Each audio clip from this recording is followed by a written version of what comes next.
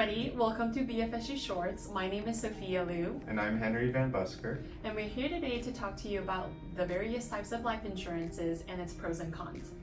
So there's two types of life insurance. There's term life insurance and permanent life insurance.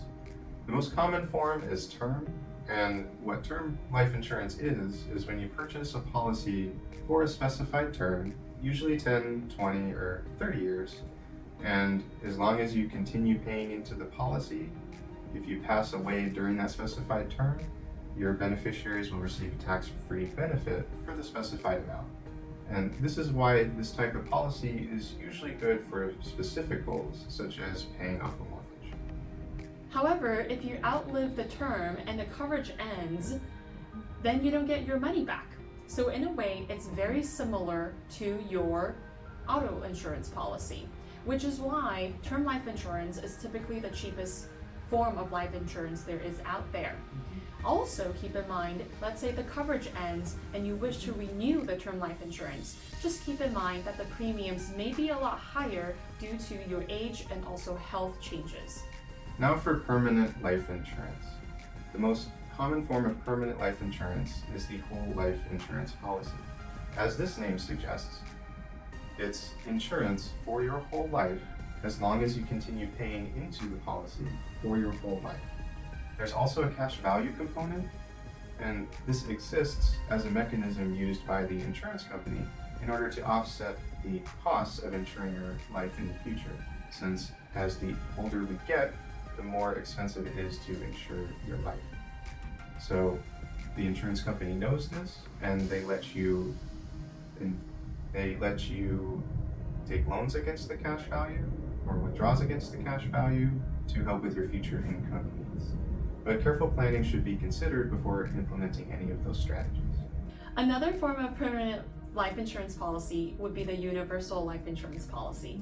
It is more flexible compared to the whole life policy because it allows you to adjust the premiums that you're paying into the policy and also the death benefit that you will be receiving in the end. Careful planning should be done because it does have a cash value built into it. So every couple of years, you should be reviewing your policy to make sure that it is still well funded and also that it's not running out of money. Finally, the last type of permanent policy that we want to talk about is the variable life insurance policy. Variable life insurance allows you to invest that cash value in things like stocks, bonds, or alternative investments.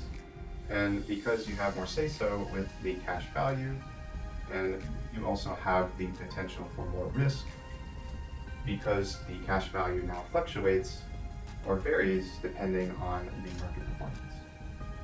Variable life insurance is typically suited for someone who is willing to take more risk in exchange for the potential of higher returns.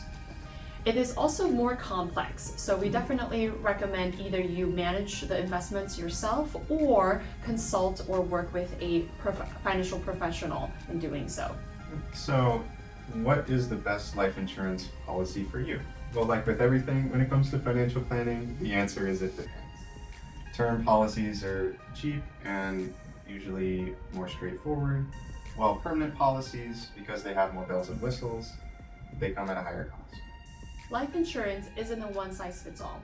We recommend you to consider what your budget is, evaluate what your needs are, and definitely consult with a financial professional to determine which option is the best for you and your family. Thank you for watching, and we hope that this was helpful for you. If you would ever like to meet with a certified financial planning professional such as ourselves, we'd be happy to schedule a free consultation with you. And if you like what you heard today, then don't forget to like and subscribe to our YouTube channel. Thank you.